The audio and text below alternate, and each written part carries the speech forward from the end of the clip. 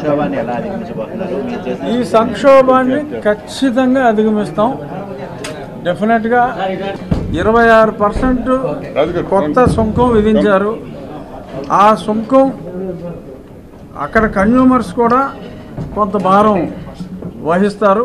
అమెరికాలో నేను చెప్పేది, ఆ కన్జ్యూమర్స్ కూడా కొంత తట్టుకోగలరు.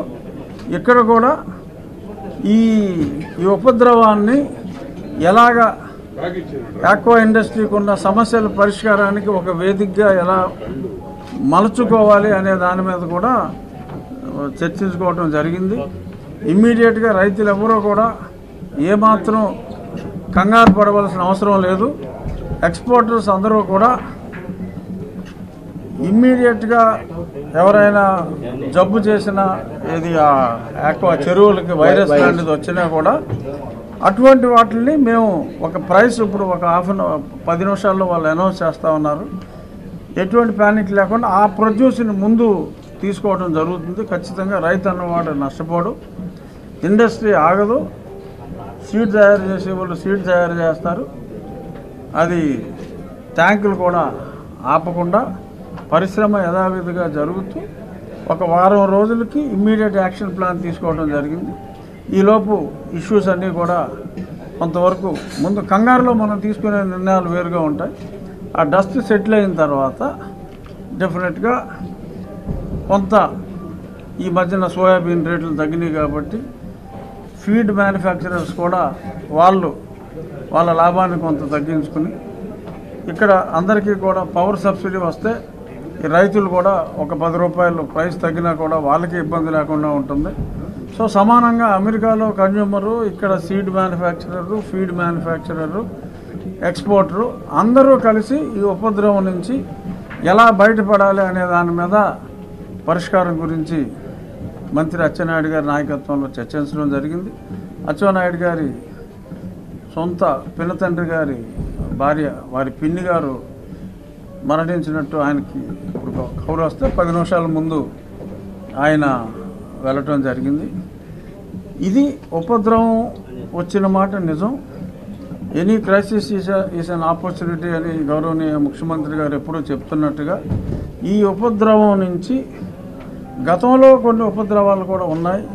లోకల్ మార్కెట్లో కూడా ఎలా షేర్ పెంచుకోవాలి, ఈ రొయ్యల కన్జంప్షన్ కోడిగుడ్లు ఆర్గనైజేషన్ లాగా ఎన్ఈసిసి అని పెట్టి నేషనల్ ఎగ్ కోఆర్డినేషన్ కమిటీ ప్రైవేట్గా ఆ సంబంధిత ఇండస్ట్రీ వాళ్ళు ఎలా పెట్టారో ఈరోజు ఒక మంచి నిర్ణయం, ఈ క్రైసిస్ వలన మేము తీసుకున్న ఒక మంచి నిర్ణయం ఏంటంటే national PRAN coordination committee NPCC అనే ఒక ఆర్గనైజేషన్ని స్టార్ట్ చేయడానికి నిర్ణయం తీసుకోవడం జరిగింది.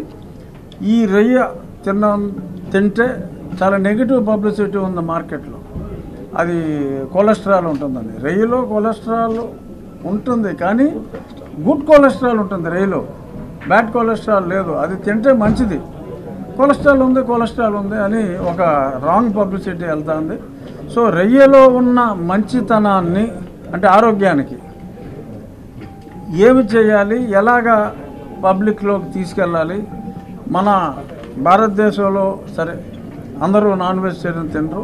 నాన్ వెజ్ తినే వాళ్ళలో కనీసం తలసరి సంవత్సరానికి 2 నుంచి 3 కిలోలు తినిపించగలిగిన సంవత్సరానికి మనం ఇప్పుడు చేసే ప్రొడ్యూసు ఒక 2 నెలలకు కూడా సరిపోదు. సో కాబట్టి ఎక్కడో ఎక్స్పోర్ట్ చేసే బదులు ఇప్పుడు మటన్ 1000 రూపాయలు కొనుక్కుంటున్నారు, చికెన్ 400 కొనుక్కుంటున్నారు. ఇది రిచ్ ప్రోటీన్ ఫుడ్. ప్రోటీన్ అనేది చాలా అవసరం. ఇప్పుడు అంతా కూడా ఆరోగ్యానికి ప్రోటీన్ అవసరం. కార్బోహైడ్రేట్ తగ్గించండి, ప్రోటీన్ ఇంటేక్ పెంచండి అంటున్నారు. అలా ఆరోగ్యంగా ఉండాలి అంటే ఈ ప్రోటీన్ ఇంటేక్కి ఈ ష్రింప్ని ఎలాగా కరెక్ట్ డేటాతో ప్రజల వద్దకు వెళ్ళాలి మీడియా మాధ్యమాల ద్వారా అనే దాని మీద కూడా నిర్ణయం తీసుకోవడం జరిగింది. త్వరలో దాన్ని యాక్టివేట్ చేసి మంచి అడ్వర్టైజ్మెంట్స్తో లోకల్లో కూడా ఈ రొయ్య కన్జంప్షన్ని పెంచుకోవటం. రేపొద్దున్న అమెరికా వాడు 100% వేసుకున్నా లేకపోతే ఇంకెవడో ఏం చేసుకున్నా మన భారతదేశంలో జనాభా విపరీతంగా ఉన్నారు. వారికి దీని యొక్క సుగుణాలని, రొయ్య యొక్క సుగుణాలని తెలియజేసి ఎలాగ కన్జంప్షన్ పెంచాలి అనే దాని మీద మేము అందరం కలిసి సమిష్టిగా ముందుకెళ్తాం. అలాగే భవిష్యత్తులో కూడా ఈ డిసీజ్ తగ్గించాలి అంటే ఈ వాటర్ కంటామినేషన్ లేకుండా ఏం చేయాలి, ఎక్స్పోర్ట్స్ ఇప్పుడు వియత్నాం వాళ్ళు ఇక్కడి నుంచి తీసుకుని వెళ్ళి కొంత ఎక్స్ట్రా ఇన్పుట్స్తో వాళ్ళు ప్రీమియం అమ్ముకుంటున్నారు. ఇక్కడి నుంచి $8 కొంటే వాళ్ళు ఇంకా ఎక్కువగా అమ్ముతున్నారు. సో అది మనమే ఆ వాల్యూ ఎడిషన్ అంతా కూడా మనమే చేసుకునే విధంగా ఏదైనా ఒక క్రైసిస్ వచ్చినప్పుడే మనం అన్ని శక్తులు కూడ తీసుకుంటాం. కాబట్టి దీన్ని చంద్రబాబు నాయుడు గారి ఫార్ములా ప్రకారం ఒక అస్త్రంగా ఒక మేల్కొలుపులాగా భావించి రానున్నది ఆక్వా ఇండస్ట్రీకి డెఫినెట్గా మంచి రోజులే. రాబోయే రోజుల్లో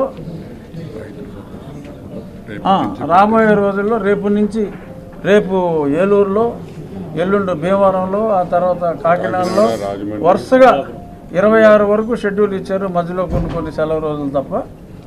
రాబోయే రోజులు రైతులందరికీ కూడా దీని మీద సమిష్టి అవగాహన. అప్సడా వైస్ చైర్మన్ ఆనం వెంకటరామరెడ్డి గారు అన్ని ఊర్లో వెళ్ళి సదస్సు పెడుతున్నారు. ఎల్లుండు మా ఊర్లో సదస్సు భీమవరంలో, ఆ సదస్సులో మేము మా రైతులందరూ కూడా ఎక్కువ మంది అక్కడ ఉన్నారు. సో అందరూ కూడా పెద్ద ఎత్తున అందులో పాల్గొంటాం. ఇవాళ ముఖ్యమంత్రి గారు కూడా సమయం ఇచ్చారు.